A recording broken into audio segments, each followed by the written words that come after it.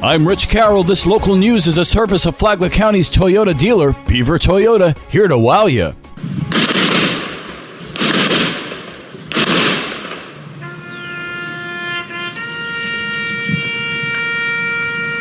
Memorial Day is marked by ceremonies in various parts of Flagler County. In Palm Coast, they held a ceremony called Remembering America's Heroes, in which a number of dignitaries turned out. Among them, U.S. Congressman Mike Waltz, who is the first combat-decorated Green Beret to serve in Congress. It's those that fell in combat, but it's those that are falling every day in suicide. You know, I've dealt with my own survivor's guilt. I've dealt with my own PTSD, my own traumatic brain injury. For me, it's continuing to give back, right, to this great nation. Now it's up in Washington, D.C. Sometimes I think that's as tough as Afghanistan, but that's okay, right? But we can't forget them either, and we're losing too many.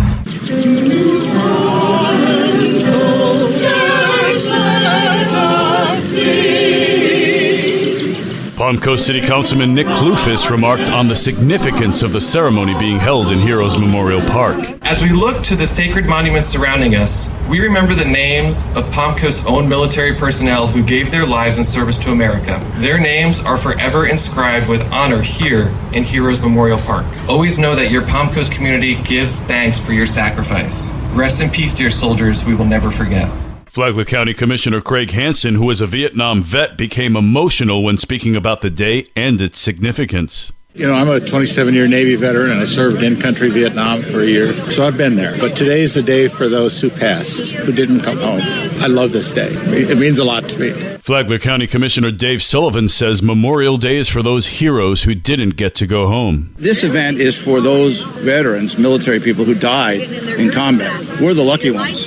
We're here, and they're not. That's who we're honoring today, the guys who gave the ultimate sacrifice, and it's really important that we remember them. Flagler County Commissioner Andy Dance says he's honored to attend the ceremony. It's just very humbling. The ceremonies are awesome to pull the community together to remember and give thanks. Kind of at a loss for words and what it all means, but we just thank them for their service. For Palm Coast mayoral candidate Alan Lowe, Memorial Day has a special meaning. My fiance's late husband was a POW, so I have a lot of internal meaning for today, and I respect and hope that everybody looks at today not as a party weekend, but a day to respect our fallen veterans. And this Memorial Day takes on an even deeper meaning for Palm Coast mayoral candidate David Alphin, whose son Daniel Alphin was an FBI agent killed in a raid in February. I'm actually here honoring all of those that have served and all of those that have fallen. Congressman Waltz put it very, very well, that the way to get through these tragedies is to serve and to step up. And I'm here also to honor my son so that we all have a common grief to work through together. And I appreciate these ceremonies and the respect of the community that comes out. Daniel Alphin was just 36 years old.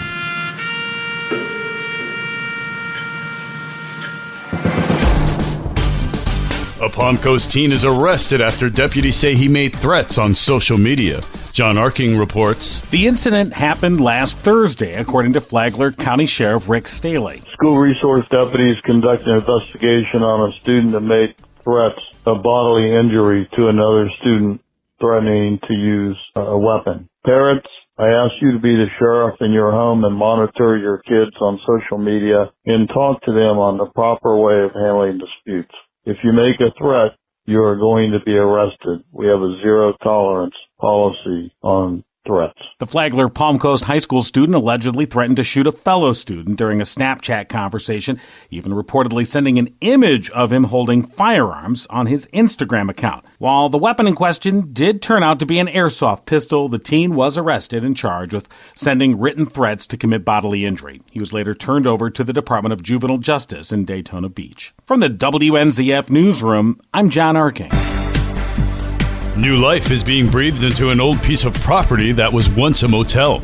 Karen Johnson has the details. An abandoned, unsafe, unsanitary, dilapidated motel has been given a new breath of life as its new owner, 2251 South Old Dixie Highway, has paid the fines and the back taxes accrued by the previous owner and has removed dumpsters of trash. The swimming pool's been drained too. Flagler County Commissioner Joe Mullins. They're going to be redoing this or tearing this down and building a brand new hotel that's going to house and bring a lot of jobs. It's going to house people, bring tourism, and bring a lot of jobs. Mullins says the relationship with the previous owners was frustrating at best for the many Flagler County departments such as growth management, code enforcement, administration, and the county attorney's office, as well as the Florida Department of Health, Flagler, that worked together to return the property to a safe standard. Mullins says the new agreement includes the following to happen by June 3rd. Remove all litter and debris from the property, drain or repair and secure the pool, and then a little later, rough inspections will be done on the electrical, mechanical, plumbing, and framing. For Flagler's Morning News,